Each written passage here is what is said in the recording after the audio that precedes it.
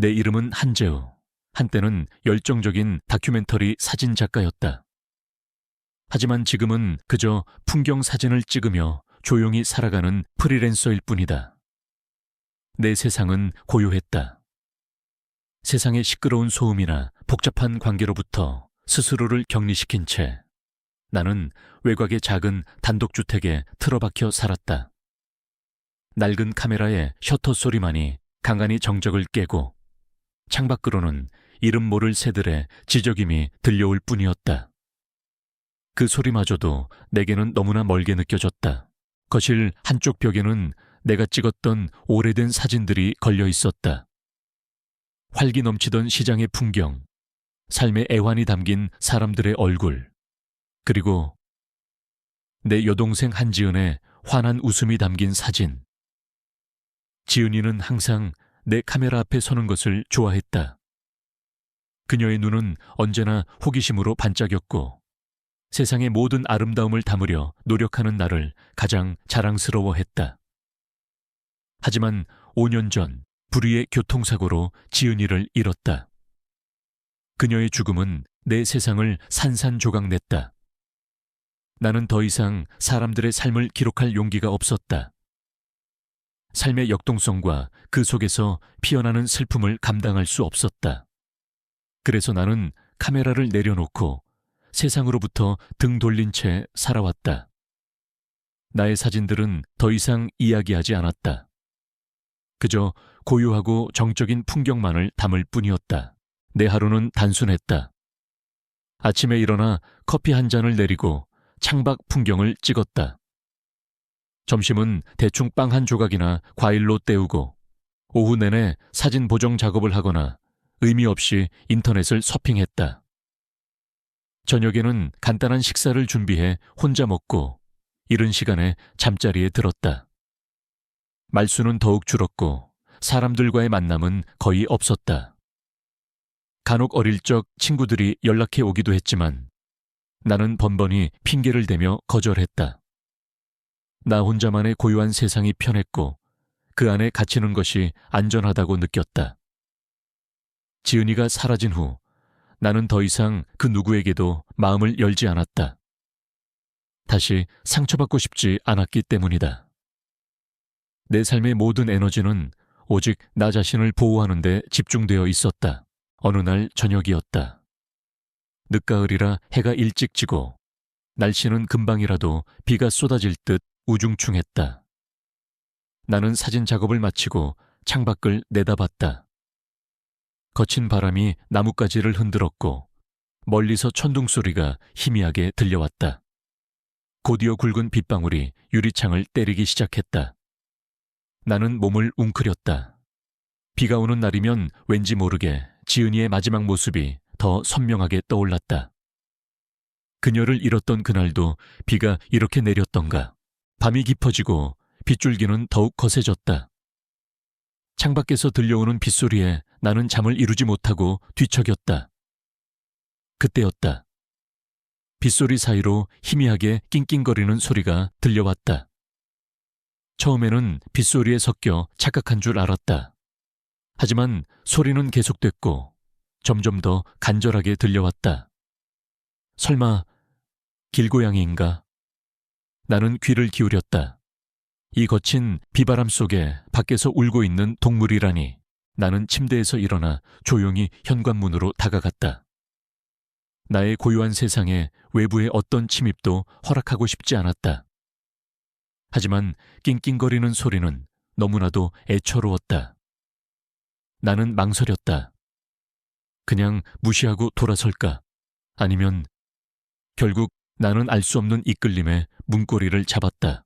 문이 열리는 순간 차가운 바람과 함께 빗방울이 안으로 들이쳤다. 그리고 내 눈에 들어온 것은 작고 누런 시바견 한 마리였다. 녀석은 비에 흠뻑 젖어 온몸을 덜덜 떨고 있었다. 아마도 길을 잃은 지 오래된 듯했다. 지늘투성이가 된 털은 엉망진창이었고 한쪽 귀가 축 처져 있는 것이 다쳤는지도 모른다는 생각이 들었다. 녀석의 눈은 크고 검은색이었는데 나를 올려다보는 그 눈빛에는 두려움과 함께 간절함이 가득했다. 마치 살려주세요 라고 말하는 것 같았다. 나는 순간 할 말을 잃었다. 강아지라니. 나는 동물을 키워본 적이 없었다. 책임감이라는 단어가 내 머릿속을 스쳐 지나갔다. 게다가 나는 나 자신조차 제대로 돌보지 못하는 사람이었다. 이런 내가 어떻게 생명체를 책임질 수 있을까? 하지만 녀석의 눈빛을 외면할 수 없었다. 그 작은 몸에서 뿜어져 나오는 떨림과 서러움이 내 마음을 아리게 했다. 이리 와. 나도 모르게 나지막이 말했다. 녀석은 한 발짝도 움직이지 못하고 나를 올려다볼 뿐이었다. 너무 무서워서 움직일 수 없는 것 같았다. 나는 조심스럽게 몸을 숙여 손을 내밀었다. 녀석은 내 손 냄새를 맡더니 아주 천천히 조심스럽게 내 손에 코를 비볐다. 그리고는 낑낑거리는 소리를 내며 내게 한 발짝 다가섰다. 나는 녀석을 안아 올렸다. 적고 차가운 몸이 내 품에 닿자 녀석은 더욱 몸을 떨었다. 나는 얼른 녀석을 집 안으로 들였다. 문을 닫자 비바람 소리가 잦아들고 작은 방 안에는 나와 이 작은 생명체만이 남았다. 나는 수건을 찾아 녀석의 몸을 조심스럽게 닦아주었다. 녀석은 처음에는 움찔거렸지만 이내 따뜻한 손길에 몸을 맡겼다. 녀석의 털을 닦아주면서 나는 녀석의 상태를 자세히 살폈다. 다행히 심한 부상은 아닌 듯 했다. 그저 발바닥이 까지고 온몸에 멍이 좀 들어 있었다. 아마 어딘가에 부딪히거나 넘어진 모양이었다.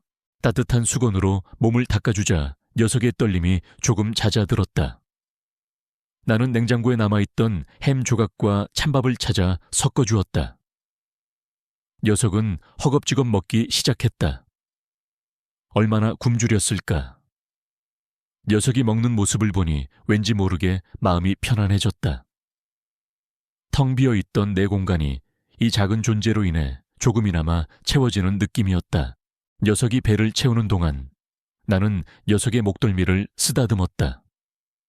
그때 녀석의 목에 채워져 있던 끊어진 목줄이 내 손에 잡혔다. 낡고 해진 목줄이었다. 목줄에는 희미하게 각인된 글자들이 보였다. 다름. 그리고 그 뒤에는 숫자들이 희미하게 이어졌다. 0110X61116 뒷부분이 지워져 있었다. 다름이라. 녀석의 이름이 다름인가? 아니면 녀석에게는 어떤 특별한 의미가 있는 이름일까? 다름은 한국어로 다르다. 혹은 다음이라는 뜻도 있었다. 어쩌면 이 녀석이 내 삶의 다음 장을 열어줄 다름 존재가 될지도 모른다는 막연한 생각이 들었다. 나는 녀석의 머리를 쓰다듬으며 말했다. 다름아, 너 이름이 다름이니? 아니면 내가 그렇게 불러줄까? 녀석은 알아듣기라도 한 듯 꼬리를 살랑살랑 흔들었다. 나는 그 모습에 피식 웃음이 나왔다. 얼마 만에 웃어보는 건지. 내 얼굴에 걸린 미소는 어색했지만 마음속 깊은 곳에서부터 느껴지는 따뜻함은 진짜였다. 그렇게 나의 고독한 세상에 다름이라는 이름의 작은 생명체가 불쑥 들어왔다. 다름은 내가 잠들 때까지 내 옆에서 웅크리고 잠들었고 새벽에는 내 얼굴을 핥으며 나를 깨웠다. 아침 햇살이 창문을 비출 때 나는 다름을 품에 안고 창밖을 내다봤다. 평소에는 무심하게 지나쳤던 풍경들이 다름과 함께 보니 새롭게 느껴졌다. 다름의 온기가 내 품에 전해지는 동안 나는 아주 오래전 잊고 지냈던 감정의 조각들을 다시 맞춰가는 기분이었다. 다름과 함께한 며칠은 평생 혼자 살아왔던 내게 새로운 공기를 불어넣어 주었다. 다름은 내 모든 일상에 파고들었다. 아침에 눈을 뜨면 나를 방이는 것은 다름의 활기찬 꼬리 흔들림이었다. 아침 식사를 준비하는 동안 다름은 내 발치에 앉아 간절한 눈빛으로 나를 바라봤다. 내가 작업에 몰두할 때면 다름은 내 무릎 위에 살포시 머리를 기댄 채 잠들었다. 그 작은 존재에 따뜻한 온기가 나를 감싸는 듯했다. 나는 다름을 위해 사료와 장난감을 사러 처음으로 애견용품점에 가봤다. 그곳에는 다양한 종류의 사료와 알록달록한 장난감들이 진열되어 있었다. 직원들은 친절하게 어떤 사료가 좋은지, 어떤 장난감이 강아지에게 적합한지 설명해 주었다. 나는 다름을 위해 가장 좋은 것을 고르고 싶었다. 마치 잃어버린 가족을 만난 것처럼 정성스럽게 물건들을 골랐다. 내 손에는 다름의 사료 봉투와 삑삑 소리가 나는 인형이 들려 있었다. 집으로 돌아오는 길, 내 발걸음은 그 어느 때보다 가벼웠다. 다름과 함께 집 주변 산책을 하는 것은 나의 새로운 일상이 되었다. 처음에는 사람들의 시선이 어색하고 불편했지만 다름은 그런 것에 아랑곳하지 않았다. 녀석은 풀밭을 신나게 뛰어다녔고 다른 개들과 마주치면 반갑게 꼬리를 흔들며 인사를 건넸다. 덕분에 나는 공원에서 몇몇 사람들과 짧은 인사를 나누기도 했다. 이웃집 할머니는 다름을 쓰다듬으며 아유, 예쁘다. 좋은 주인 만났네 하고 말씀하셨다. 그 말에 나는 괜스레 쑥스러워하면서도 기분이 좋았다. 나는 다름을 보며 지은이 생각을 자주 했다. 지은이가 살아있었다면 다름을 얼마나 예뻐했을까. 그녀는 항상 동물을 좋아했다. 나는 다름에게 지은이 이야기를 해주었다. 내 과거의 아픔을 누군가에게 이야기하는 것은 지은이가 죽은 후 처음 있는 일이었다. 다름은 내가 이야기하는 동안 얌전히 내 무릎에 앉아 나의 목소리에 귀 기울였다. 녀석의 따뜻한 시선은 내게 알 수 없는 위로를 주었다. 오랫동안 사용하지 않던 낡은 다큐멘터리 사진용 카메라는 방 한구석에 먼지를 뒤집어 쓴 채 방치되어 있었다. 그 카메라에는 지은이와 함께했던 수많은 추억이 담겨 있었다. 나는 감히 그 카메라를 다시 만질 엄두를 내지 못했다. 나의 사진들은 이제 풍경만을 담았고 사람들의 삶을 깊이 들여다보는 것을 멈춘 지 오래였다. 하지만 다름이 내 삶에 들어오면서 나는 다시금 카메라를 들여다보게 되었다. 녀석의 활기찬 모습은 내게 잊고 지냈던 열정을 조금씩 일깨워 주었다. 나는 다름의 사진을 찍기 시작했다. 녀석이 풀밭을 뛰어다니는 모습, 잠든 모습, 나를 올려다보는 모습. 다름의 사진들은 나의 오랜 침묵을 깨고 다시금 이야기를 시작했다. 다름과 함께한 삶은 내게 잊고 지냈던 연결이라는 감각을 되찾아 주었다. 나는 더 이상 혼자가 아니었다. 이 작은 생명체는 내가 알지 못하는 방식으로 나의 삶을 천천히 그리고 깊이 변화시키고 있었다. 나의 마음속에 다시금 희미한 빛이 스며드는 듯했다. 그것은 지은이가 떠난 후 굳게 닫혔던 나의 세상의 다름이 조심스럽게 문을 열어준 결과였다. 나는 아직 지은이의 죽음에서 완전히 벗어나지 못했지만 다름 덕분에 나는 다시 한번 삶의 새로운 가능성을 꿈꿀 수 있게 되었다. 나의 상처는 여전히 존재했지만 다름은 그 상처를 어루만져주고 있었다. 다름과 함께라면 나는 다시 세상 속으로 나아갈 용기를 얻을지도 모른다는 막연한 기대를 품게 되었다. 다름이 내 삶에 들어온 지 한 달 남짓 지났을까. 나의 세상은 조금씩 색을 되찾아가고 있었다. 흑백으로만 보이던 풍경 사진 속에도 미세한 색감이 느껴지기 시작했고 정지된 피사체에서도 알 수 없는 생명력이 느껴지는 듯했다. 다름의 활기찬 에너지는 굳게 닫혔던 내 마음의 문틈을 비집고 들어와 작은 빗줄기를 드리웠다. 아침에는 다름의 잠투정에 웃음으로 눈을 떴고 밤에는 다름의 작은 숨소리에 위안을 받으며 잠이 들었다. 나는 다름에게 나의 지나간 이야기들을 들려주었고 다름은 이해한다는 듯이 나의 손을 핥아주었다. 나는 다름에게 의지하고 있었다. 어쩌면 내가 다름을 돌보는 것보다 다름이 나를 돌보고 있다는 생각이 들 정도였다. 어느 맑은 날, 다름과 함께 집 근처 작은 언덕을 산책하고 있었다. 가을의 끝자락이라 단풍이 절정을 이루고 있었다. 다름은 낙엽 위를 신나게 뛰어다녔고 나는 그런 다름의 모습을 카메라에 담았다. 풍경만을 찍던 내 카메라에는 이제 다름의 활기찬 모습이 가득했다. 녀석의 사진들을 보고 있으면 나도 모르게 미소가 지어졌다. 언덕을 내려오던 중 마을 어귀에 사람들이 웅성거리는 모습이 눈에 들어왔다. 평소 조용하던 동네라 이런 풍경은 익숙지 않았다. 나는 왠지 모르게 불안감을 느꼈지만 다름은 이미 그쪽을 향해 발걸음을 재촉하고 있었다. 녀석은 꼬리를 흔들며 사람들에게 다가갔고 나는 어쩔 수 없이 다름의 뒤를 따랐다. 가까이 다가가자 사람들의 표정이 심상치 않다는 것을 알 수 있었다. 모두의 얼굴에는 근심과 걱정이 가득했고 몇몇은 눈물을 글썽이고 있었다. 나는 무슨 일인지 궁금해 고개를 내밀었다. 그때 나를 보고 한 아주머니가 말했다. 재우 씨, 못 들었어요? 김지현 양이 실종됐대요. 김지현 양. 이름이 낯설지 않았다. 나는 얼떨결에 고개를 끄덕였다.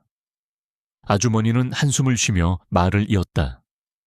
어제 오후에 놀이터에 나갔다가 감쪽같이 사라졌대요. 경찰이 밤새 수색했지만 아무런 흔적도 못 찾았다고 해요. 아직 어린애인데 정말 걱정이에요. 나는 심장이 쿵 떨어지는 것을 느꼈다. 실종이라니. 내 머릿속에는 순식간에 지은이의 모습이 스쳐 지나갔다. 사고, 실종, 사라짐. 그 단어들은 내게 가장 끔찍한 악몽이었다. 나는 저도 모르게 뒷걸음질 쳤다. 다시 그런 고통스러운 상황에 휘말리고 싶지 않았다. 나는 내 고요한 세상으로 돌아가고 싶었다. 그때 저 멀리서 한 여인이 울면서 다가왔다. 여인의 얼굴은 피폐했고 눈은 충혈되어 있었다. 그녀는 손에 잃어버린 아이의 사진이 담긴 전단지를 들고 있었다. 그 여인이 바로 지현 양의 엄마인 최은미 씨였다. 그녀는 주저앉아 통곡했고 주변 사람들은 그녀를 위로하려 애썼다. 하지만 그녀의 절규는 내 마음을 더욱 아프게 했다. 그 모습은 마치 내가 지은이를 잃었을 때의 모습과 너무나도 흡사했다. 나는 애써 시선을 피하려 했다. 다시는 그런 고통을 마주하고 싶지 않았다. 다름을 데리고 이 자리를 피하려는데 최은미 씨가 내게로 다가왔다. 그녀는 내 손에 전단지 한 장을 쥐어주었다. 그녀의 손은 차갑고 떨렸다. 그녀의 눈은 절망으로 가득했지만 동시에 작은 희망이라도 붙잡으려는 간절함이 보였다. 부탁드립니다. 혹시라도 보신다면 꼭 연락 주세요. 그녀는 겨우 말을 잇고는 다시 주저앉아 흐느꼈다. 나는 전단지를 받아들었다. 전단지에는 앳된 얼굴의 여자아이 사진이 박혀 있었다. 동그란 눈에 해맑은 미소를 짓고 있는 아이. 지현 양이었다. 나는 사진을 물끄러미 바라봤다. 아무런 감정 없이 그저 한 장의 사진일 뿐이라고 스스로에게 되뇌었다. 하지만 내 심장은 알 수 없는 통증을 느끼고 있었다. 집으로 돌아와 나는 곧바로 전단지를 쓰레기통에 버리려 했다. 나의 세상은 이미 충분히 아팠다. 더 이상 타인의 슬픔을 감당할 여력이 없었다. 하지만 그때였다. 다름이 갑자기 으르릉 소리를 내며 내게 달려들었다. 녀석은 내 손에 들린 전단지를 물끄러미 바라보더니 전단지를 향해 코를 킁킁거렸다. 그리고는 낮게 으르렁거리기 시작했다. 녀석의 으르렁거림은 평소와 달랐다. 놀자는 뜻이 아니라 무언가 경고하는 듯한 혹은 매우 심각한 상황임을 알리는 듯한 소리였다. 나는 다름의 행동에 의아했다. 다름아, 왜 그래? 이건 그냥 종이잖아. 하지만 다름은 내 말을 듣지 않았다. 녀석은 내 손에 들린 전단지를 앞발로 긁기 시작했다. 마치 이걸 버리지 마세요. 이 아이를 보세요. 라고 말하는 것 같았다. 녀석은 전단지에 코를 박고 냄새를 맡더니 갑자기 흥분하기 시작했다. 녀석은 전단지 사진 속 지현 양의 얼굴을 뚫어져라 쳐다봤다. 녀석의 눈빛은 전에 본 적 없는 강렬함으로 빛났다.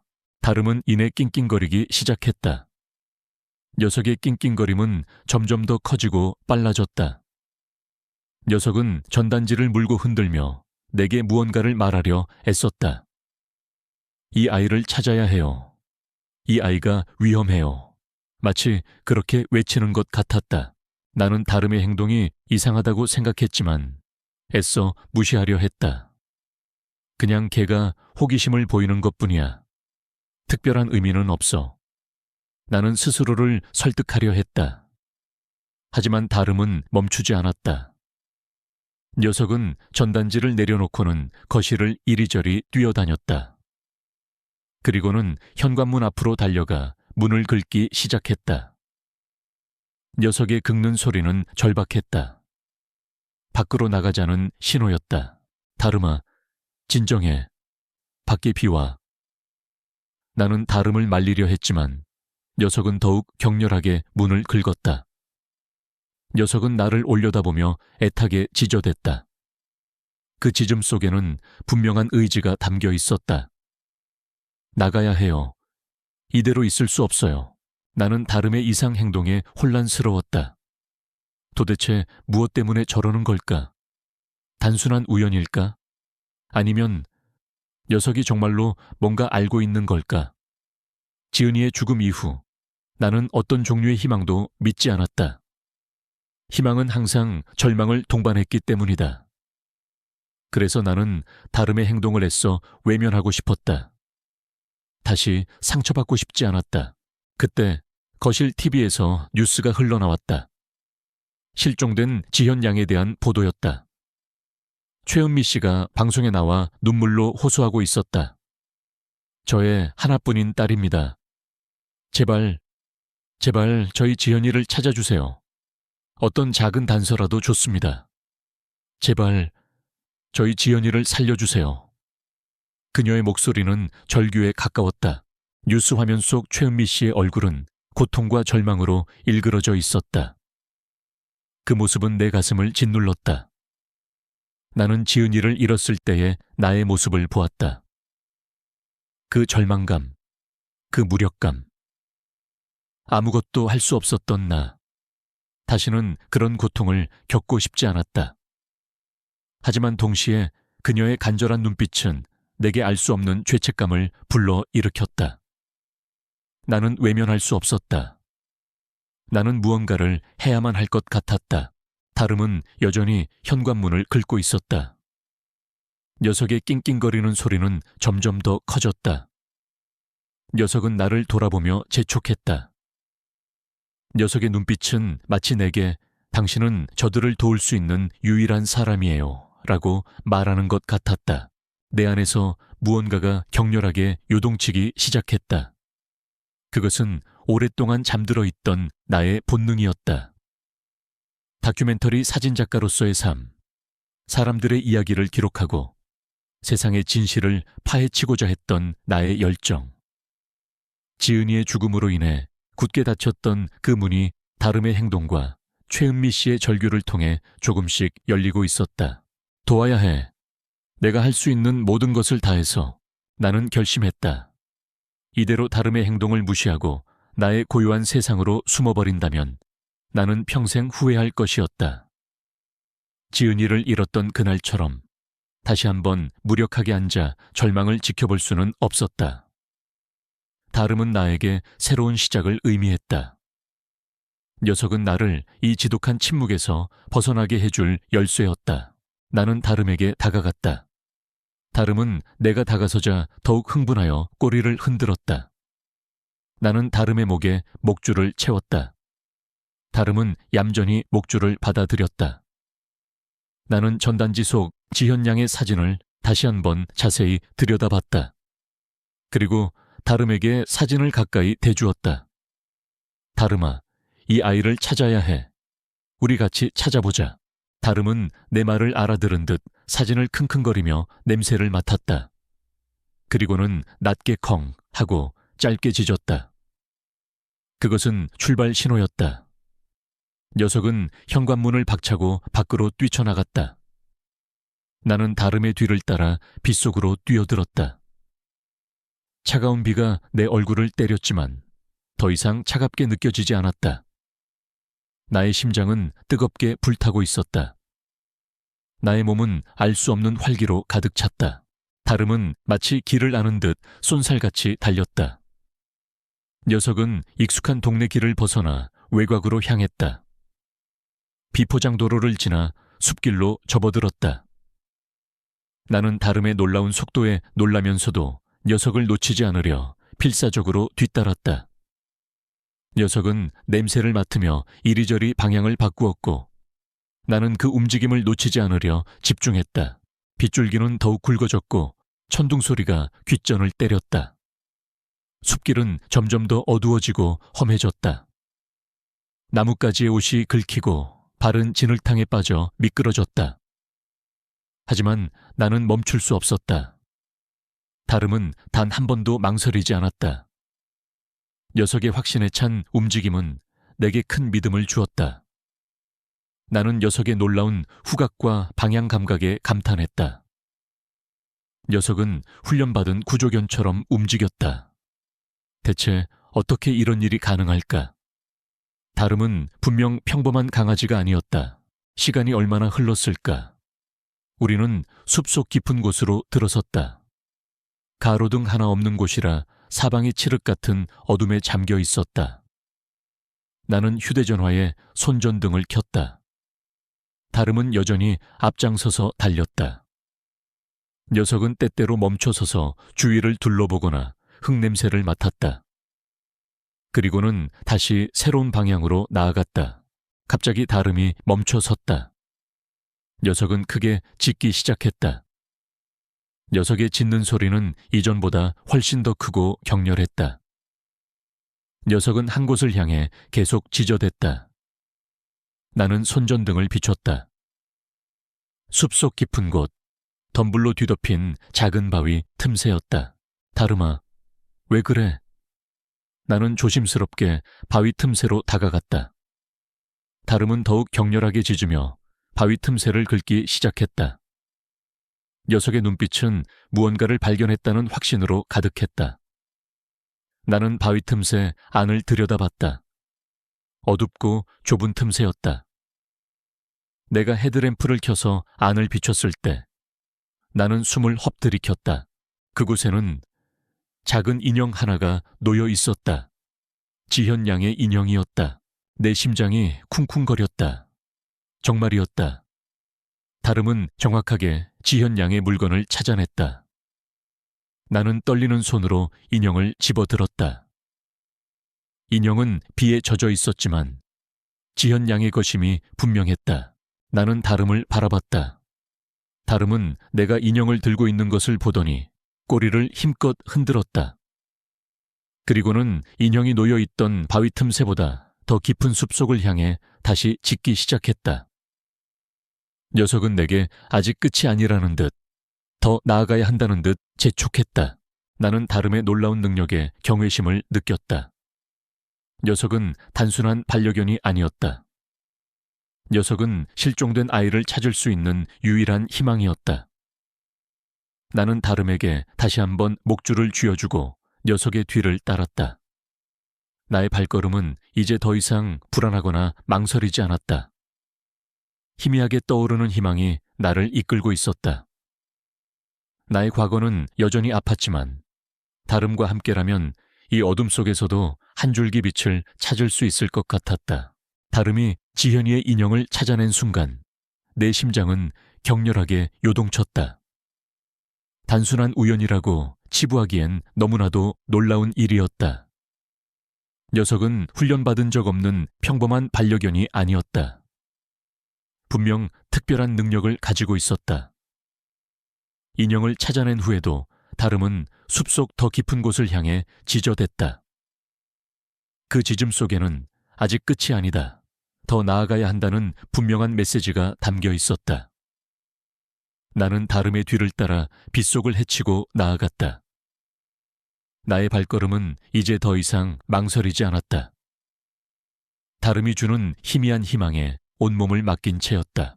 빗줄기는 여전히 거셌고 숲길은 점점 더 험해졌다. 나뭇가지가 얼굴을 스치고 진흙탕에 발이 빠지기를 수십 번. 휴대전화의 손전등 불빛은 빗방울에 흐릿하게 번졌지만 다름은 개의치 않았다.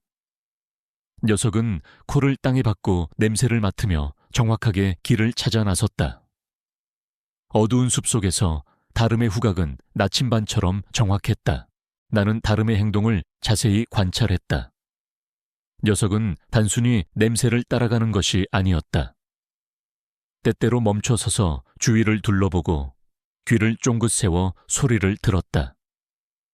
그리고는 확신에 찬 듯 새로운 방향으로 몸을 돌렸다. 녀석의 움직임은 매우 체계적이고 목적의식이 뚜렷했다. 마치 오랜 시간 훈련받은 수색견 같았다. 나는 문득 다름이 가지고 있던 끊어진 목줄에 새겨진 희미한 글자들을 떠올렸다. 다름, 그리고 지워진 전화번호. 녀석에게 어떤 사연이 있는 걸까? 혹시 녀석은 과거에 잃어버린 아이를 찾아본 경험이라도 있는 걸까? 그런 의문들이 내 머릿속을 스쳐 지나갔지만 지금은 지현이를 찾는 것이 우선이었다. 다름은 걷잡을 수 없는 속도로 숲속을 가로질러 달렸다. 나는 녀석을 놓치지 않기 위해 필사적으로 뒤따랐다. 나의 몸은 이미 지쳐 있었지만 다름의 확신에 찬 움직임은 내게 알 수 없는 에너지를 불어넣어 주었다. 나의 숨은 가빴지만 녀석을 따라 달리는 동안 나는 잊고 지냈던 감각들을 다시 일깨웠다. 다큐멘터리 사진작가로서 사람들의 삶을 쫓고 그들의 흔적을 찾아 기록했던 나의 과거가 되살아나는 듯 했다. 숲속에 작은 발자국, 꺾인 나뭇가지, 희미한 냄새. 나는 무의식적으로 이 모든 단서들을 머릿속에 기록하고 있었다. 이것은 사진작가의 본능이었다. 진실을 추적하고 보이지 않는 것을 찾아내는 본능. 다름은 빗속을 3km가량 달려갔다. 지형은 점점 더 험해졌다. 가파른 언덕과 바위투성이 길이 이어졌고 나는 몇 번이나 미끄러져 넘어질 뻔했다. 그때마다 다름은 나를 돌아보며 기다려 주었고 다시 길을 이끌었다. 녀석은 단순한 동물이 아니라 나의 길잡이이자 동반자였다. 마침내 다름은 한 거대한 바위 앞에서 멈춰 섰다. 바위는 이끼로 뒤덮여 있었고 그 아래에는 깊이를 알 수 없는 작은 동굴 같은 틈이 있었다. 다름은 동굴 입구를 향해 격렬하게 짖기 시작했다. 그 짖음은 이전보다 훨씬 더 크고 절박했다. 마치 이 안에 있어요, 어서요 라고 외치는 것 같았다. 나는 손전등을 비췄다. 동굴 안은 칠흑 같은 어둠으로 가득했다. 좁고 깊은 틈이라 사람이 들어가기에는 쉽지 않아 보였다. 나는 조심스럽게 동굴 입구로 다가갔다. 다름은 내 다리를 긁으며 안으로 들어가라고 재촉했다. 녀석의 간절한 눈빛은 내게 여기에 지현이가 있다고 말하는 듯했다. 나는 망설였다. 어두운 동굴 안으로 들어가는 것은 위험한 일이었다. 하지만 다름의 확신에 찬 행동을 보니 더 이상 망설일 수 없었다. 나는 무릎을 꿇고 동굴 안을 들여다봤다. 차가운 공기와 함께 축축한 흙냄새가 코끝을 스쳤다. 나는 휴대전화 손전등을 든 채 조심스럽게 안으로 기어들어갔다. 동굴은 생각보다 길고 좁았다. 나는 몸을 웅크린 채 기어갔다. 내 주위는 온통 어둠과 차가운 공기로 가득했다. 알 수 없는 불안감이 나를 덮쳤지만 다름의 낑낑거리는 소리가 나를 안심시켰다. 녀석은 내 뒤를 따라 들어오지는 못했지만 밖에서 계속해서 나를 응원하듯 낑낑거리고 있었다. 얼마나 기어들어갔을까? 동굴 안쪽에서 희미한 인기척이 느껴졌다. 그리고 아주 작고 약한 흐느낌 소리. 지현아. 나는 나도 모르게 소리쳤다. 나는 마지막 힘을 짜내 몸을 더욱 깊숙이 밀어 넣었다. 그리고 마침내 동굴 가장 안쪽에서 작은 형체를 발견했다. 지현이었다. 아이는 웅크린 채 작은 몸을 덜덜 떨고 있었다. 옷은 흙투성이었고 얼굴은 새파랗게 질려 있었다.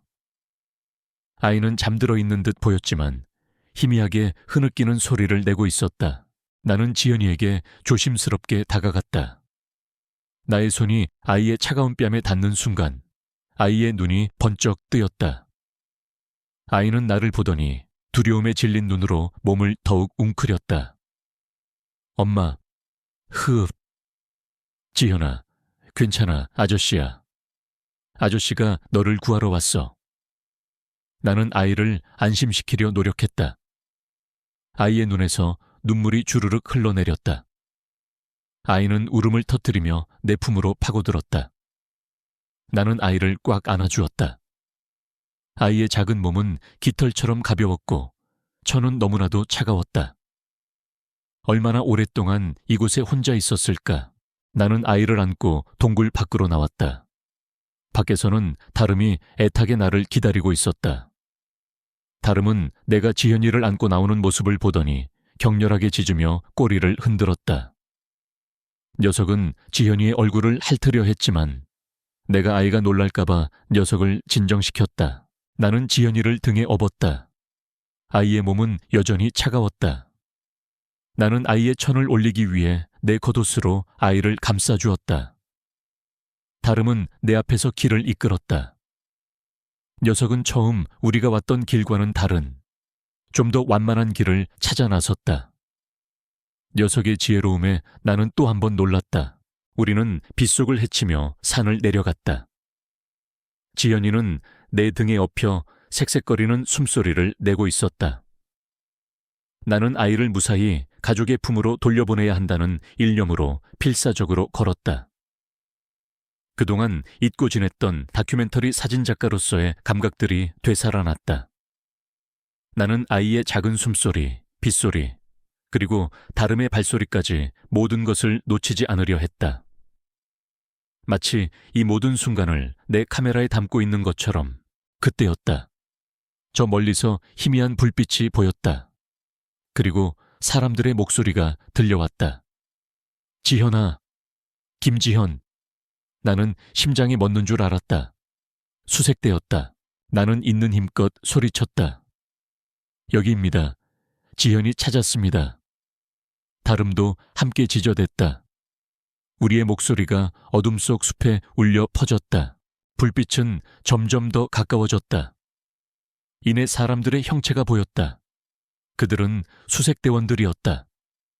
그리고 그들 중에는 경찰 제복을 입은 남자도 있었다. 박철민 경사였다. 그는 나를 빤히 쳐다봤다. 그의 얼굴에는 당혹감과 함께 알 수 없는 의심이 서려 있었다. 나는 지현이를 안고 수색대원들에게 다가갔다. 지현이 찾았습니다. 아이가 많이 추합니다. 빨리 병원으로 옮겨야 합니다. 수색대원들은 놀란 얼굴로 나를 바라봤다. 그들은 지현이를 받아들었다. 아이의 얼굴은 여전히 창백했지만 살아있다는 사실만으로도 모두 안도의 한숨을 내쉬었다. 박철민 경사는 내게 다가왔다. 그의 눈빛은 날카로웠다. 당신 한재호 씨 맞죠?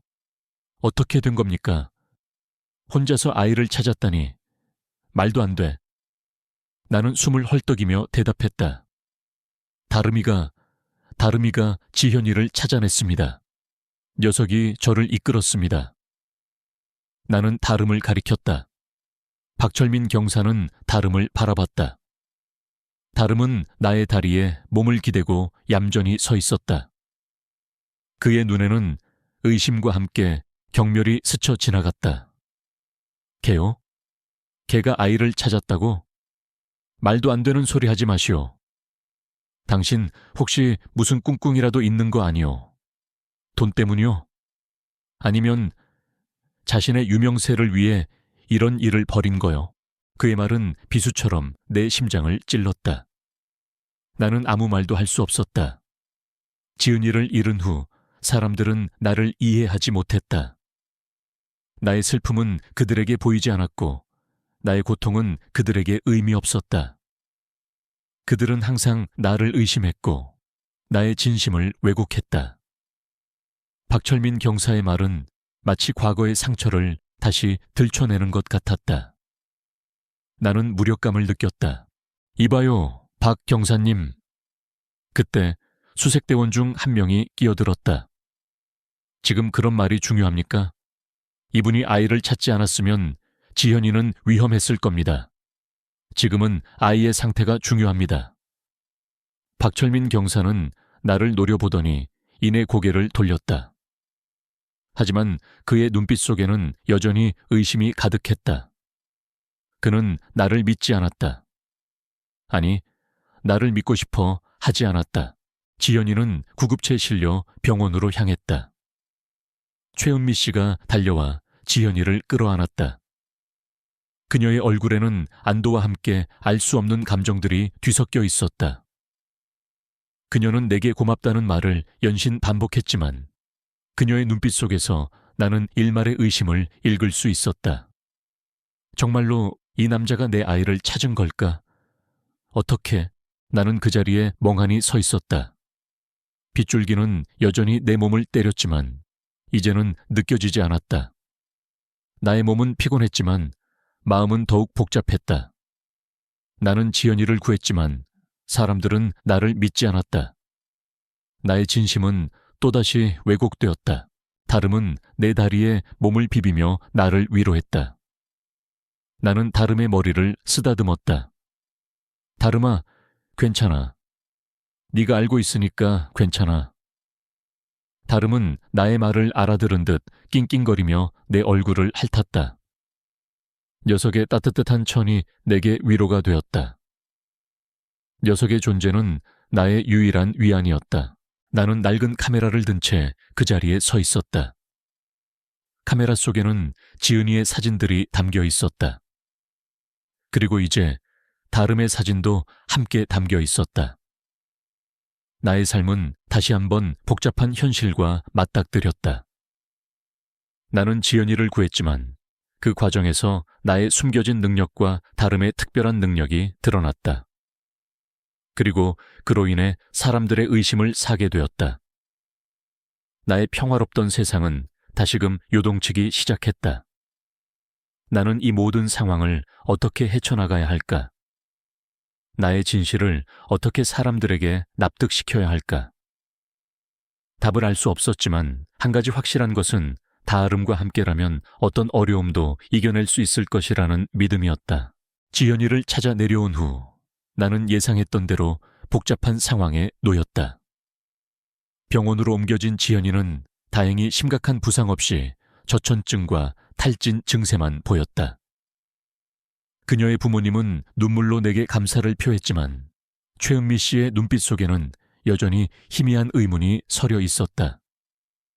평범한 사람이 혼자서, 그것도 개와 함께 험한 산속에서 실종된 아이를 찾아냈다는 것이 쉽게 납득되지 않는 듯했다. 경찰의 조사가 이어졌다. 박철민 경사는 집요하게 나를 신문했다. 그는 내가 어떻게 그 험한 산속에서 정확히 아이를 찾아냈는지, 그리고 다름이라는 평범한 반려견이 어떻게 수색견처럼 행동할 수 있었는지에 대해 끊임없이 캐물었다. 그는 나의 대답을 믿지 않는다는 눈치였다. 그의 눈빛은 내가 이 모든 상황을 의도적으로 조작했을지도 모른다는 의심으로 가득했다. 어쩌면 내가 돈을 노리고 혹은 유명세를 얻기 위해 이런 일을 벌였다고 생각하는 듯했다. 나의 과거, 다큐멘터리 사진작가로서의 이력과 지은이의 죽음 이후 내가 사회와 단절된 채 살아왔다는 사실까지 모두 들춰냈다. 그는 나의 고통을 이해하려 하지 않았다. 그저 나의 행동을 그가 가진 편견에 맞춰 해석하려 할 뿐이었다. 한재우 씨, 당신은 다큐멘터리 사진작가 출신이더군.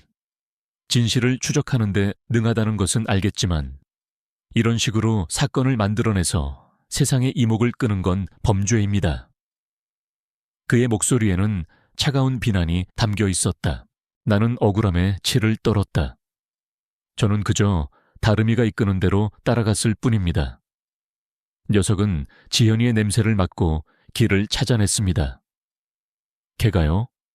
걔가 사람을 찾았다고요. 무슨 소설 같은 이야기를 하고 있습니까? 훈련받은 특수수색견도 아니고 일가의 반려견이요. 상식적으로 납득이 안 가는군. 박철민 경사는 비웃듯이 말했다. 나는 다름을 바라봤다. 다름은 내가 곤란해하는 것을 아는지 내 다리에 몸을 비비며 낑낑거렸다. 녀석은 정말로 사람을 찾을 수 있는 능력을 가지고 있었다. 그것은 거짓이 아니었다. 하지만 나는 그 사실을 어떻게 증명해야 할지 알 수 없었다. 나의 말은 아무도 믿어주지 않았다. 언론의 관심도 내게 큰 부담으로 다가왔다.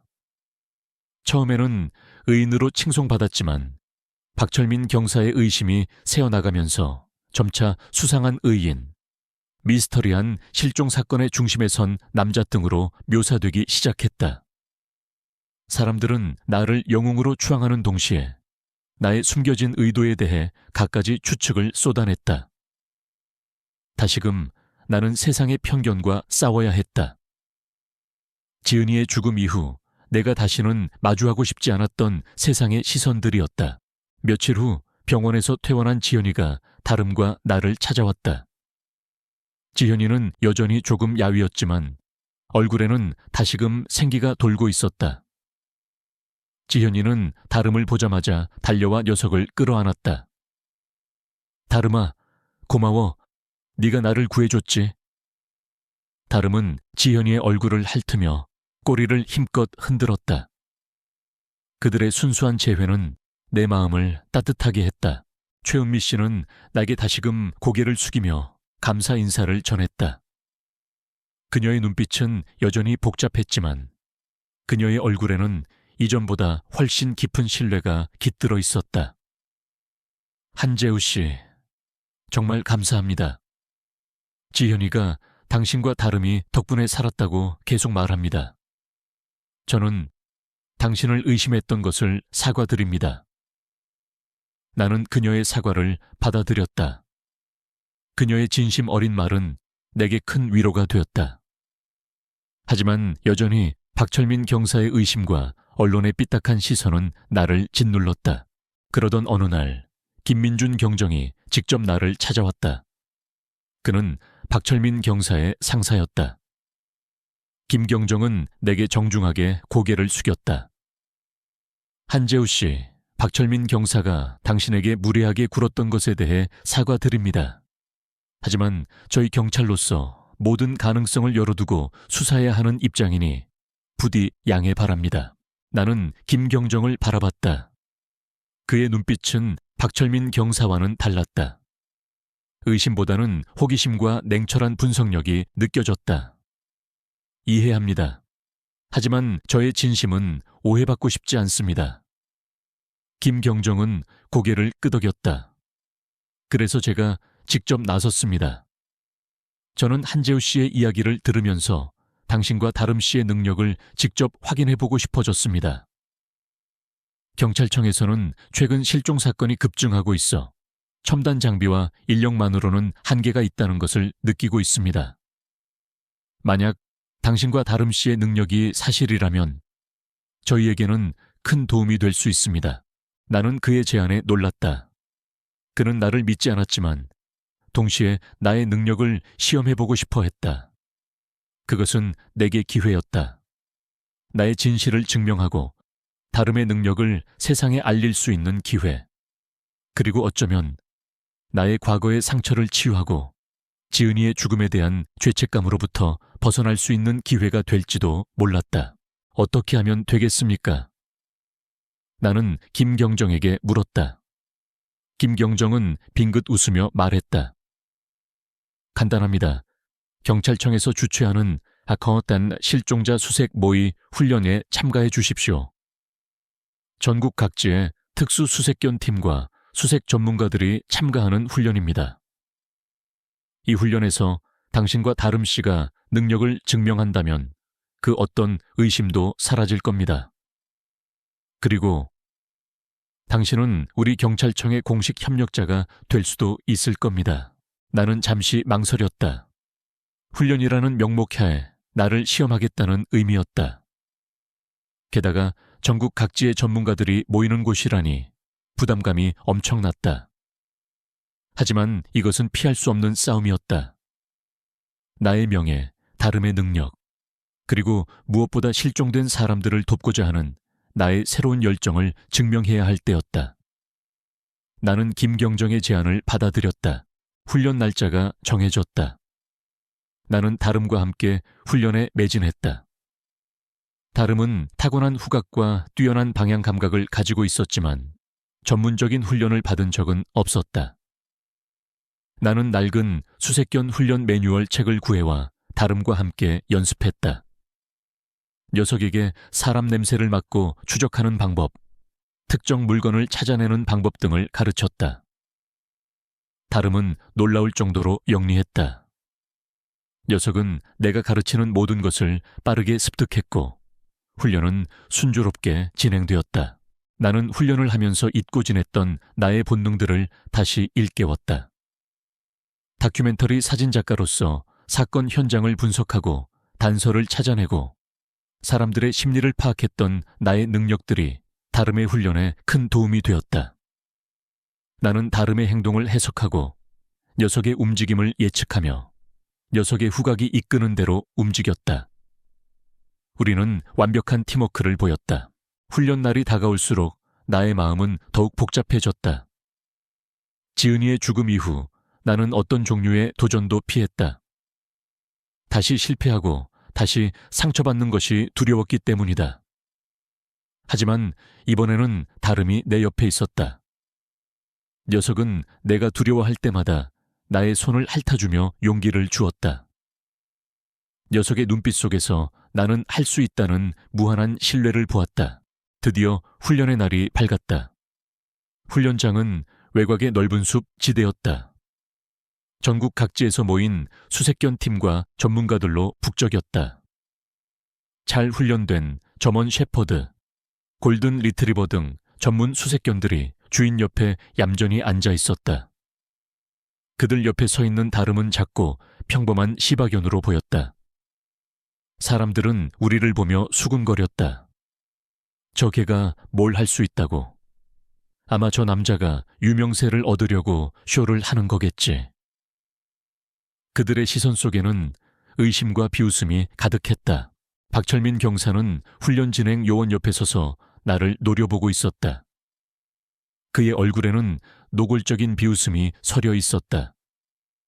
그는 내가 이 훈련에서 실패할 것이라고 확신하는 듯했다. 김민준 경정은 멀리서 우리를 지켜보고 있었다. 그의 표정은 냉철했지만 그의 눈빛 속에는 작은 기대감이 엿보였다. 훈련은 실종 시나리오를 바탕으로 진행되었다. 통제된 구역에 실종자 역할의 인형을 숨겨두고 각 팀이 제한 시간 안에 인형을 찾아내는 방식이었다. 나의 차례가 되었다. 나는 인형의 냄새가 묻은 손수건을 다름에게 맡겨주었다. 다름은 손수건을 킁킁거리며 냄새를 맡더니 이내 훈련 구역으로 쏜살같이 달려나갔다. 시작. 심판의 외침과 함께 다름은 숲속으로 사라졌다. 나는 다름의 뒤를 따라 필사적으로 달렸다.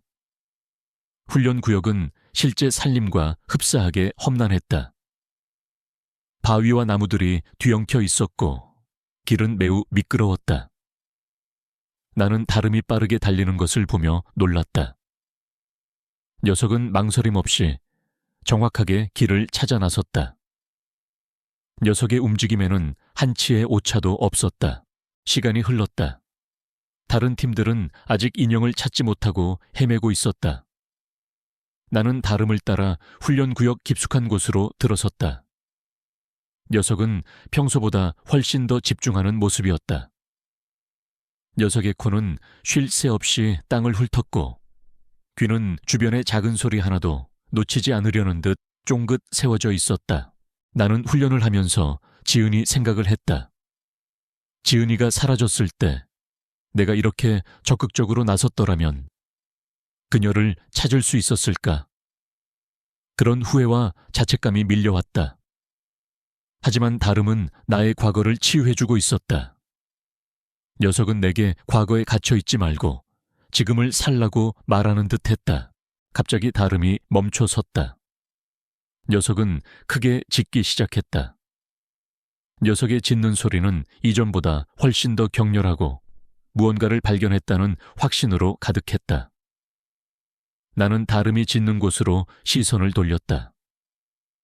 그곳에는 작은 바위 틈새가 있었다. 나는 휴대전화 손전등을 비췄다. 그리고 그 안에서 실종자 역할의 인형을 발견했다. 찾았습니다. 나는 소리쳤다. 심판들이 달려왔다. 그들은 놀란 얼굴로 인형을 확인했다. 다름은 내가 인형을 들고 있는 것을 보더니 꼬리를 힘껏 흔들었다. 사람들은 술렁거렸다. 평범한 시바견이 훈련받은 특수 수색견들을 제치고 가장 먼저 실종자를 찾아냈다는 사실에 모두가 놀란 듯했다. 박철민 경사는 얼굴이 굳어 있었다. 그의 입이 떡 벌어졌고 그의 눈은 경악으로 가득했다. 그의 오만했던 표정은 온데간데 없었다. 대신 알 수 없는 당혹감과 존경심이 뒤섞여 있었다.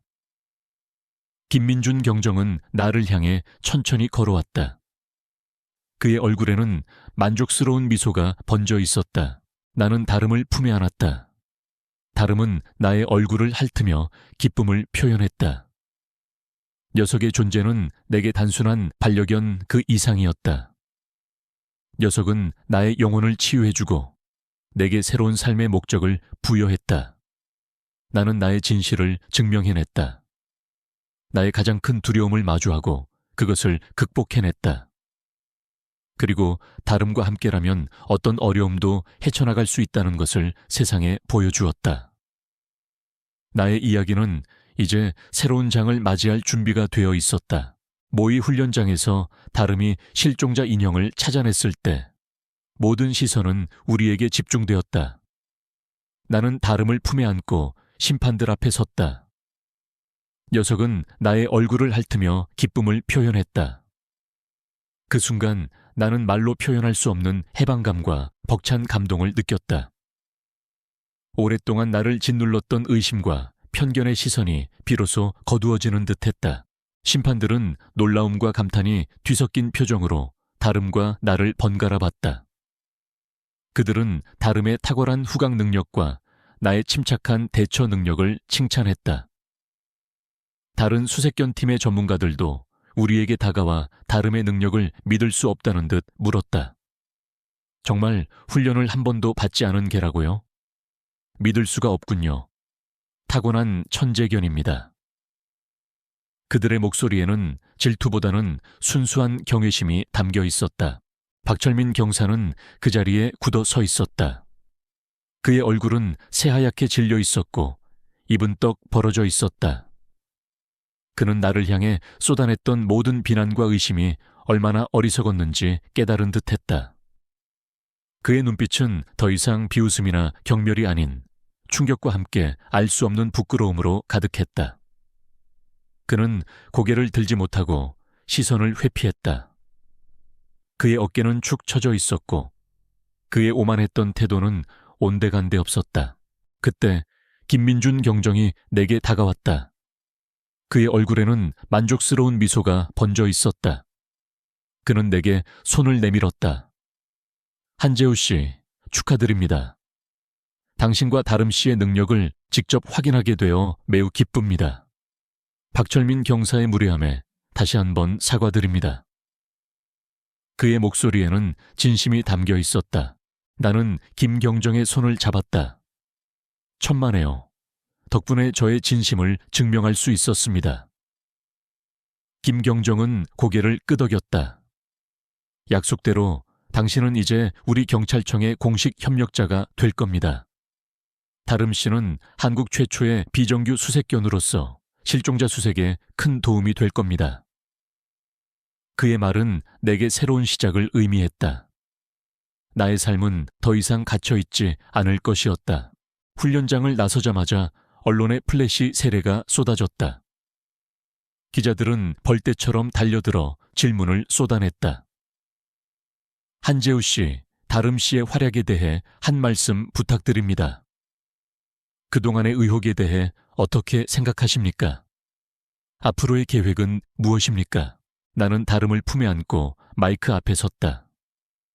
나의 목소리는 조금 떨렸지만 더 이상 불안하지 않았다. 저는 그동안 저의 반려견 다름이와 함께 잃어버린 지현 양을 찾았습니다. 그리고 오늘 다름이의 놀라운 능력을 여러분께 증명해 보였습니다. 다름이는 훈련받은 적 없는 평범한 시바견이지만 사람의 흔적을 찾아내는데 탁월한 능력을 가지고 있습니다. 녀석의 후각과 본능은 상상을 초월합니다. 나는 잠시 숨을 고르고 말을 이어갔다. 저는 한때 세상으로부터 등 돌린 채 살아왔습니다. 지은이의 죽음 이후 저는 모든 것을 포기하고 혼자만의 세상에 갇혀 있었습니다. 하지만 달라름이가 저에게 찾아왔고 녀석은 저에게 새로운 삶의 목적을 주었습니다. 녀석은 제가 다시 세상 밖으로 나올 용기를 주었습니다. 잃어버린 아이를 찾아 나선 이 모든 과정은 저에게 치유의 과정이었습니다. 나는 다름의 머리를 쓰다듬었다. 녀석은 나의 말에 귀 기울이는 듯 얌전히 앉아 있었다. 다름이는 저의 영웅이자 저의 가족입니다. 녀석이 아니었다면 저는 결코 해낼 수 없었을 겁니다. 저는 앞으로 다름이와 함께 그리고 경찰청과 협력하여 실종된 사람들을 찾는 일에 헌신하고 싶습니다. 저처럼 소중한 사람을 잃은 고통을 겪는 이들이 더 이상 없기를 바랍니다. 내 말이 끝나자 기자들은 감동한 듯 조용해졌다. 플래시 세례는 여전히 이어졌지만 그들의 눈빛 속에는 존경과 함께 알 수 없는 감동이 서려 있었다. 사람들의 얼굴에는 이제 의심 대신 진심 어린 응원과 감탄이 가득했다. 나의 진심이 그들에게 닿은 것이다. 그때 최은미 씨가 달려와 내게 달려왔다. 그녀의 눈은 눈물로 젖어 있었지만 그녀의 얼굴에는 밝은 미소가 번져 있었다. 한재우 씨, 정말 감사합니다. 당신이 우리 지현이를 구한 게 사실이었어요. 제가 당신을 의심했던 것을 정말 용서해 주세요. 그녀는 나의 손을 잡고 흐느꼈다. 나는 최은미 씨의 손을 꼭 잡아주었다. 괜찮습니다. 지현이가 무사하다니 다행입니다. 그녀는 지현이의 손을 잡고 내게 다가왔다. 지현이는 나를 보더니 다름에게 달려가 녀석을 끌어안았다. 다름아, 고마워. 다름은 지현이의 얼굴을 핥으며 꼬리를 힘껏 흔들었다. 그들의 순수한 모습은 모두에게 깊은 감동을 주었다. 박철민 경사는 멀리서 이 모든 광경을 지켜보고 있었다. 그는 내게 다가왔다. 그의 얼굴은 여전히 복잡했지만 그의 눈빛은 이전에 비해 훨씬 부드러워져 있었다. 한재우 씨, 정말 미안합니다. 그리고 당신은 정말 대단한 사람입니다. 제가 감히 당신의 진심을 의심했습니다. 정말 죄송합니다. 그는 내게 고개를 깊이 숙였다. 그의 사과는 이전과는 비교할 수 없을 정도로 진심이 담겨 있었다. 나는 박철민 경사를 바라봤다.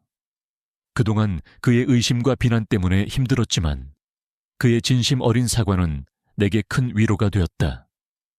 나는 그의 어깨를 두드리며 말했다. 괜찮습니다, 박 경사님. 이제부터 함께 실종된 사람들을 찾아봅시다. 박철민 경사는 놀란 얼굴로 나를 바라봤다. 그리고는 이내 환한 미소를 지었다. 네, 최선을 다하겠습니다. 그의 얼굴에서 나는 비로소 진정한 동료의식을 느꼈다. 그날 이후 나의 삶은 완전히 새로운 국면을 맞이했다. 나는 경찰청의 공식 협력자로 임명되었고, 다름은 한국 최초의 비정규 수색견으로 등록되었다. 우리는 전국 각지에서 발생하는 실종 사건 현장에 투입되어 활동하기 시작했다. 나의 과거 다큐멘터리 사진작가로서의 경험은 실종 현장을 분석하고 단서를 찾아내는 데 큰 도움이 되었다. 나는 다름의 놀라운 후각과 방향 감각을 믿고 녀석이 이끄는 대로 움직였다. 우리는 수많은 실종자들을 찾아냈고 그들을 가족의 품으로 돌려보내는 데 성공했다. 언론은 더 이상 나를 의심하지 않았다. 대신 다름 아빠 한재우, 인명구조견 다름의 기적과 같은 긍정적인 헤드라인으로 우리의 활약을 보도했다. 나의 이야기는 많은 이들에게 희망과 감동을 주었고 유기견에 대한 사회적 인식 개선에도 큰 영향을 미쳤다. 다름은 이제 단순한 반려견이 아니었다. 녀석은 국민적인 영웅견이 되었다. 나는 실종자 수색 활동 외에도 다름과 함께 전국을 돌며 강연을 했다. 우리의 강연은 주로 유기견에 대한 편견을 깨고 반려견과의 유대감이 얼마나 중요한지, 그리고 반려동물이 인간에게 어떤 긍정적인 영향을 미칠 수 있는지에 대한 내용이었다. 나의 강연은 항상 큰 호응을 얻었다. 나는 나의 경험을 통해 사람들에게 희망을 전하고 따뜻한 마음을 나누는데 큰 보람을 느꼈다. 나의 집은 더 이상 고독한 은신처가 아니었다. 김민준 경정과 박철민 경사는 종종 우리 집을 찾아와 수색 활동에 대한 논의를 하거나 그저 다름과 함께 시간을 보내기도 했다. 최은미 씨와 지현이도 자주 우리 집을 방문했다.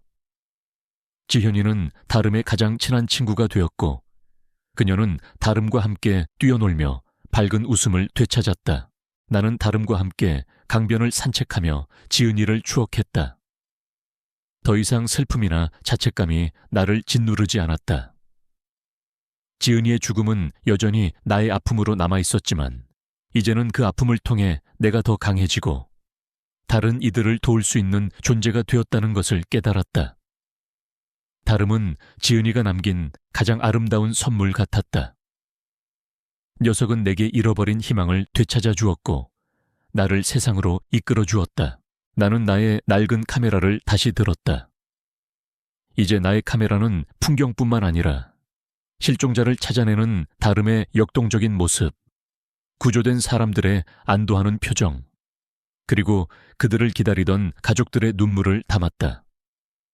나의 사진들은 다시 이야기를 시작했고 그 이야기들은 희망과 삶의 소중함을 말하고 있었다. 나는 더 이상 숨지 않았다. 세상 속으로 당당히 나아갔다. 나의 삶은 다름과 함께 완전히 새로운 장을 열었고 나는 그 안에서 진정한 행복과 평화를 찾았다. 수색 모의 훈련에서 다름의 놀라운 능력이 입증된 후 나의 삶은 한 폭의 그림처럼 변화하기 시작했다. 박철민 경사의 의심은 경외심으로 바뀌었고 언론의 시선은 비난에서 찬사로 변모했다. 나는 더 이상 숨어 지내는 존재가 아니었다. 다름과 함께 나는 실종자 수색의 최전선에 서게 되었고 우리의 이야기는 전국 방방곡곡에 희망의 메시지를 전달했다. 모의 훈련이 끝나자마자 김민준 경정은 자신의 약속을 지켰다. 그는 즉시 나를 경찰청의 공식 협력자로 임명하는 절차를 밟았고 다름은 한국에서 유례없는 비정규 수색견 왬이라는 타이틀을 얻게 되었다. 이 타이틀은 다름의 타고난 능력을 공식적으로 인정하는 의미이자 녀석이 훈련을 받지 않았음에도 얼마나 특별한 존재인지를 대중에게 각인시키는 계기가 되었다.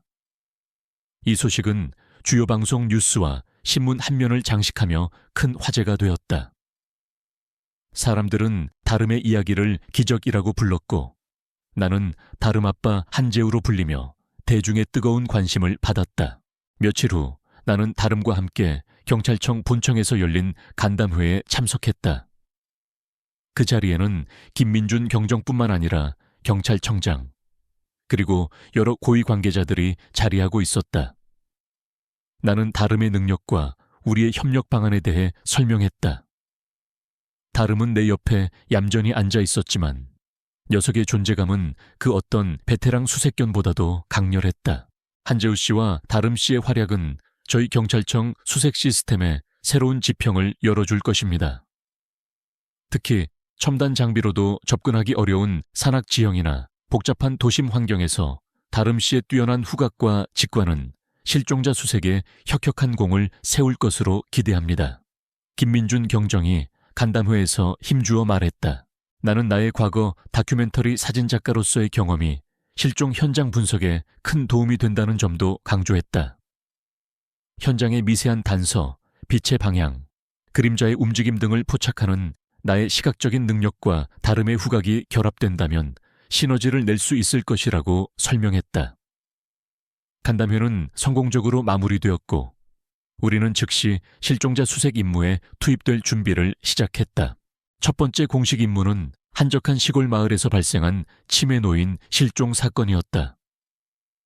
장마철이라 비가 계속 내리고 있었고 산세가 험한 지역이라 수색에 어려움이 많다는 보고를 받았다. 현장에 도착했을 때 이미 수많은 경찰관과 소방관, 그리고 전문 수색견 팀들이 투입되어 있었지만 이틀째 아무런 단서도 찾지 못한 상황이었다. 박철민 경사가 나를 맞이했다. 그의 얼굴에는 피곤함과 함께 알 수 없는 기대감이 교차하고 있었다. 한재우 씨, 다름 씨, 와주셔서 정말 감사합니다. 저희가 밤낮 없이 수색했지만 도무지 할머니의 흔적을 찾을 수가 없습니다. 특히 이 지역은 낙엽이 많고 냄새가 섞여 있어 수색견들도 어려움을 겪고 있습니다. 나는 다름에게 할머니의 옷 냄새를 맡게 했다. 다름은 조용히 냄새를 맡더니 이내 코를 땅에 대고 수색을 시작했다. 녀석의 발걸음은 망설임이 없었다. 나는 다름의 뒤를 바싹 따랐다. 험난한 산길을 헤치고 나아가는 동안 나는 다름의 움직임에 모든 감각을 집중했다. 녀석이 멈춰서서 킁킁거릴 때마다 나는 주변의 지형을 살피고 희미한 단서라도 놓치지 않으려 노력했다. 다름은 다른 수색견들이 놓쳤던 길을 따라갔다. 녀석은 낙엽이 수북이 쌓인 곳, 작은 바위 틈새, 그리고 덤불이 우거진 곳을 스쳐 지나갔다. 녀석의 움직임은 빠르면서도 정확했다. 나는 그 뒤를 따르며 나의 낡은 카메라로 현장의 모습을 기록했다. 나의 카메라는 이제 단순한 기록 도구가 아니었다. 그것은 희망을 담는 도구가 되었다. 수색 시작 3시간 만에 다름은 한 계곡 옆에 작은 움푹 파인 곳에서 짖기 시작했다. 녀석의 짖음은 평소보다 훨씬 더 격렬했다. 이곳입니다. 찾았습니다. 나는 소리쳤다. 수색대원들이 급히 달려왔다. 그들은 다름이 짖는 곳을 살폈다. 그리고 그곳에서 실종된 할머니를 발견했다. 할머니는 저천증으로 의식이 희미했지만 살아 계셨다. 모두 안도의 한숨을 내쉬었다. 박철민 경사는 내게 다가와 고개를 숙였다. 그의 눈에는 눈물이 글썽였다. 한재우 씨, 다름 씨, 정말 감사합니다. 기적입니다. 정말 기적이에요. 그의 목소리는 진심으로 떨렸다. 나는 할머니가 무사하다는 사실에 안도하며 다름의 머리를 쓰다듬었다. 다름은 할머니가 구급체에 실려가는 모습을 보더니 만족스러운 듯 꼬리를 흔들었다. 이 사건 이후 다름과 나는 전국적으로 더욱 큰 유명세를 얻었다. 우리는 기적의 콤비로 불렸고 우리의 활약은 연일 언론의 헤드라인을 장식했다. 많은 이들이 우리에게 찬사를 보냈고 유기견에 대한 사회적 인식도 크게 개선되었다. 과거에는 버려지고 외면받던 유기견들이 이제는 생명을 구하는 영웅으로 재조명되기 시작했다. 나의 개인적인 삶 또한 평화로워졌다. 나는 더 이상 고독한 은신처에 갇혀있지 않았다. 나의 집은 이제 언제나 방문객으로 북적였다. 김민준 경정은 수색 활동에 대한 논의를 위해 자주 우리 집을 찾아왔고, 박철민 경사는 이제 나의 가장 든든한 조력자가 되었다. 그는 내가 하는 모든 일에 적극적으로 도움을 주었고, 우리의 활동을 전폭적으로 지지했다. 가장 기쁜 변화는 최은미 씨와 지현이 가족과의 관계였다.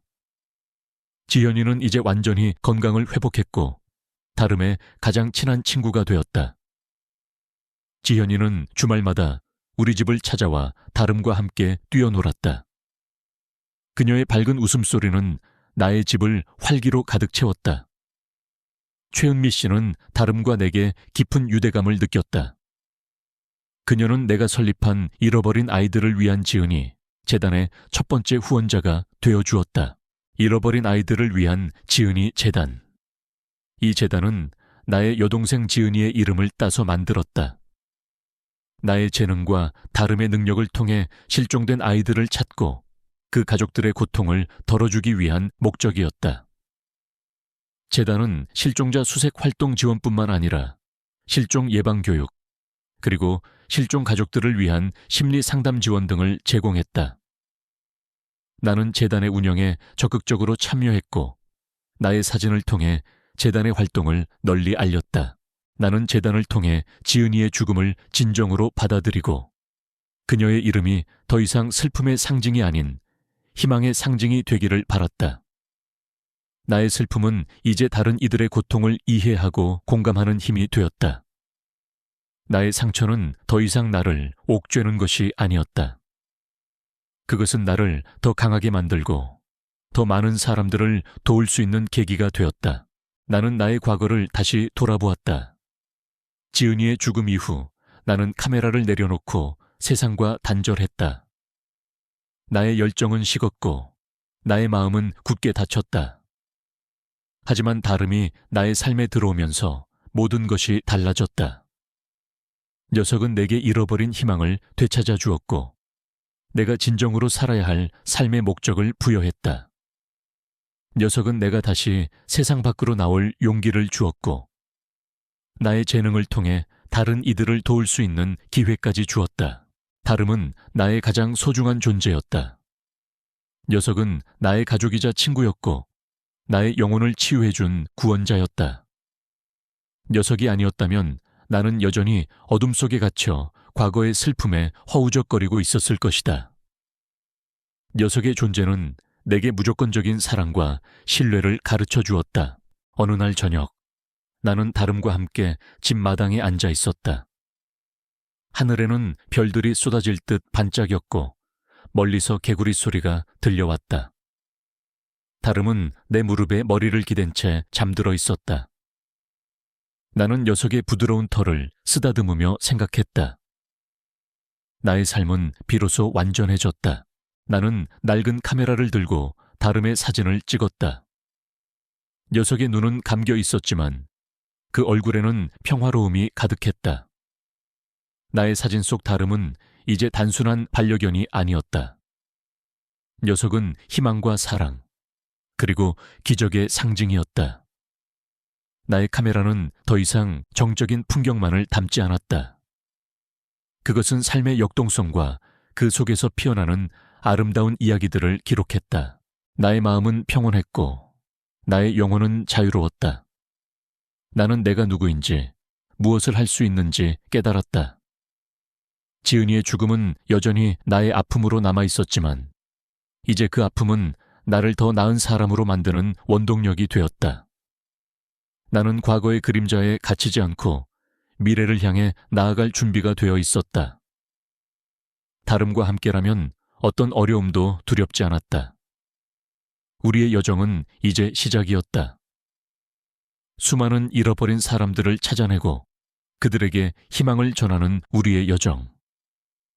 이 모든 것이 다름이라는 작은 생명체가 가져다준 기적이었다.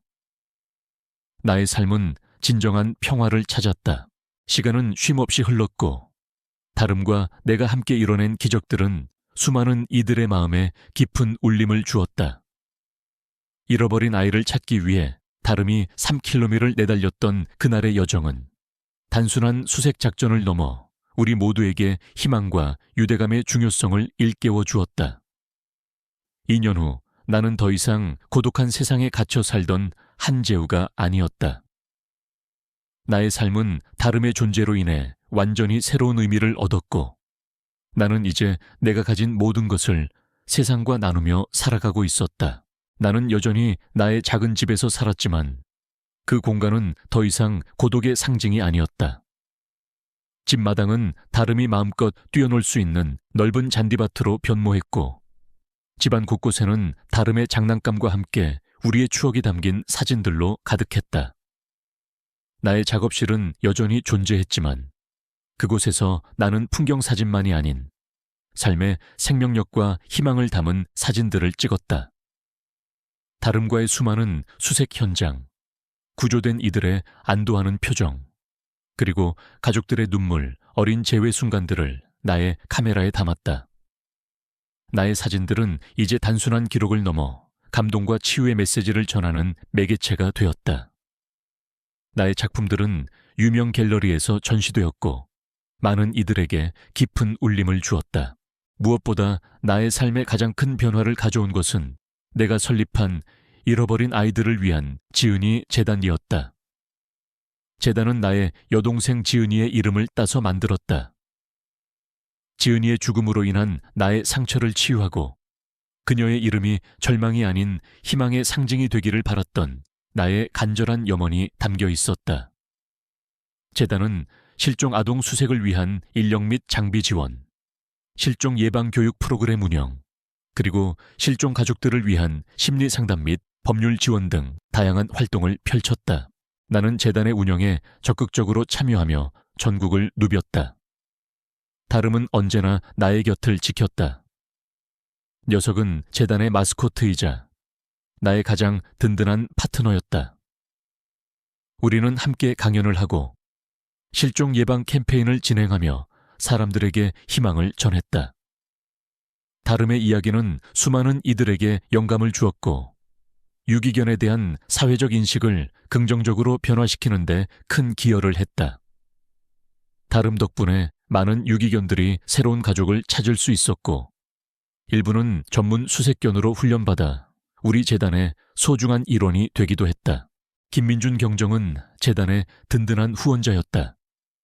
그는 경찰청 내에서 실종자 수색 협력팀을 신설하여 우리 재단과의 긴밀한 협력을 주도했다. 그는 재단에 대한 재정적인 지원뿐만 아니라 행정적인 도움과 인력 지원을 아끼지 않았다. 그는 이제 나의 가장 친한 친구이자 동료였다. 한재우 씨, 당신과 다름 씨 덕분에 경찰청의 이미지가 얼마나 좋아졌는지 모릅니다. 그리고 무엇보다 실종자 가족들에게 희망을 되찾아 주셔서 진심으로 감사합니다. 그의 눈빛에는 깊은 신뢰와 존경이 담겨 있었다. 박철민 경사 역시 이제는 나의 가장 열정적인 조력자가 되었다. 그는 지은이 재단의 수색자원봉사팀 팀장을 맡아 활동했다. 그의 날카로운 분석력과 뛰어난 리더십은 자원봉사팀을 이끄는데 큰 도움이 되었다. 그는 더 이상 과거의 오만한 모습은 찾아볼 수 없었다. 대신 겸손하고 헌신적인 모습으로 나의 옆을 지켰다. 그는 가끔씩 내게 옛날 일을 언급하며 너스레를 떨기도 했다. 그때 제가 얼마나 어리석었는지, 다름이가 사람보다 낫다는 것을 그때는 몰랐죠. 하하. 그의 웃음에는 진정한 깨달음과 화해가 담겨 있었다. 지연이와 최은미 씨 가족은 나의 삶에 가장 큰 기쁨을 가져다주는 존재였다. 지현이는 이제 훌쩍 자라 어엿한 초등학교 고학년이 되었다. 그녀는 여전히 다름의 가장 친한 친구였고 우리 재단의 열렬한 지지자였다. 그녀는 학교에서 친구들에게 다름과 나의 이야기를 들려주며 실종 예방의 중요성을 알렸다. 최은미 씨는 지은이 재단의 핵심 멤버가 되어 실종 가족 지원 프로그램을 담당했다. 그녀는 자신이 겪었던 아픔을 바탕으로 다른 실종 가족들에게 진심 어린 위로와 실질적인 도움을 주었다. 그녀의 활동은 수많은 이들에게 용기와 희망을 불어넣었다. 나는 나의 과거를 진정으로 받아들이게 되었다. 지은이의 죽음은 여전히 가슴 아픈 상처로 남아 있었지만 이제 그 상처는 나를 성장시키는 소중한 경험이 되었다. 나는 지은이의 죽음이 헛되지 않았음을 증명했다. 그녀의 이름은 이제 잃어버린 아이들을 위한 희망의 대명사가 되었다. 나의 삶은 더 이상 지은이의 그림자에 갇혀 있지 않았다. 나는 그녀가 원했던 것처럼 세상의 빛이 되어 다른 이들을 돕는 삶을 살고 있었다. 어느 맑은 봄날, 우리는 생명 존중의 숲, 지은이 기념공원 개장식을 가졌다. 이 공원은 과거 지현이가 실종되었던 그 산림 지역의 일부를 재단에서 매입하여 조성한 것이었다. 위험했던 숲은 이제 아름다운 공원으로 탈바꿈했다. 공원 입구에는 다름이 지현이를 찾아냈던 동굴을 형상화한 작은 기념비가 세워져 있었다. 그 옆에는 내가 찍은 다름과 지현이의 첫 만남 사진이 커다랗게 걸려 있었다. 개장식에는 수많은 사람들이 모였다. 지역 주민들, 경찰청 관계자들, 재단 자원봉사자들, 그리고 다름과 내가 구했던 실종자들과 그들의 가족들이 참석했다. 나는 연단에 서서 나의 이야기를 다시 한번 들려주었다. 이 숲은 한때 저에게 두려움의 공간이었습니다. 저의 가장 소중한 일을 잃었던 아픈 기억이 서려 있는 곳이었습니다. 하지만 다름이 저를 이끌고 이 숲으로 들어왔을 때 저는 비로소 진정한 희망을 발견했습니다. 잃어버린 아이의 사진을 보여줬더니 우리 개가 갑자기 짖기 시작했습니다. 3km를 달려간 끝에 놀랍게도 그곳엔 희망이 있었습니다. 생명의 존엄성이 있었습니다. 그리고 저에게는 새로운 삶의 이유가 있었습니다. 나는 잠시 말을 멈추고 다름의 머리를 쓰다듬었다. 녀석은 나의 다리에 몸을 기댄 채 꼬리를 살랑거렸다. 다름이는 저에게 기적을 선물했습니다. 녀석은 훈련받은 적 없는 평범한 반려견이었지만 저에게는 가장 위대한 스승이자 구원자였습니다. 이 공원이 우리 모두가 서로에게 희망이 될 수 있다는 것을, 그리고 생명의 소중함을 잊지 않는 공간이 되기를 진심으로 바랍니다. 우리는 모두 누군가의 다름이 될 수 있습니다. 서로를 믿고 서로에게 손을 내밀면 우리는 어떤 절망도 이겨낼 수 있습니다. 내 말이 끝나자 공원 전체에 우레와 같은 박수 소리가 울려 퍼졌다. 사람들은 눈물을 글썽이며 나를 바라봤다. 지현이는 연단 아래에서 다름을 향해 환하게 웃고 있었다. 박철민 경사는 나의 어깨를 두드리며 눈시울을 붉혔고, 김민준 경정은 고개를 끄덕이며 내게 따뜻한 미소를 보냈다. 그들의 눈빛에서 나는 진정한 동료애와 신뢰를 느꼈다. 개장식이 끝난 후 나는 다름과 함께 공원 산책로를 걸었다. 푸른 잎들이 바람에 살랑였고 따뜻한 햇살이 우리를 감쌌다. 공원 곳곳에서 아이들이 뛰놀고 있었다. 그들은 웃고 떠들며 다름처럼 생긴 작은 시바견 인형을 가지고 놀기도 했다. 나는 그들의 해맑은 웃음소리를 들으며 마음속 깊은 곳에서부터 솟아나는 평화와 만족감을 느꼈다. 나의 삶은 비로소 완전해졌다. 나는 다름의 머리를 쓰다듬었다. 녀석은 만족스러운 듯 나의 손에 얼굴을 비볐다. 지은이가 떠난 후 굳게 닫혔던 나의 세상에 다름이 찾아와 새로운 빛을 비춰주었다. 녀석은 내게 잃어버린 희망을 되찾아 주었고 내가 진정으로 살아야 할 삶의 방향을 알려주었다. 이제 나의 삶은 끝없는 여정이었다. 다름과 함께, 그리고 세상과 함께 우리는 계속해서 희망을 찾아 나설 것이다. 나의 카메라는 이 모든 아름다운 순간들을 영원히 기록할 것이다. 이 채널은 여러분의 구독과 좋아요, 알림 설정이 큰 힘이 됩니다. 더 많은 감동적인 이야기를 원하신다면 지금 바로 구독 버튼을 눌러주세요. 여러분의 작은 클릭이 세상을 바꾸는 큰 힘이 됩니다. 다음 이야기에서 만나요.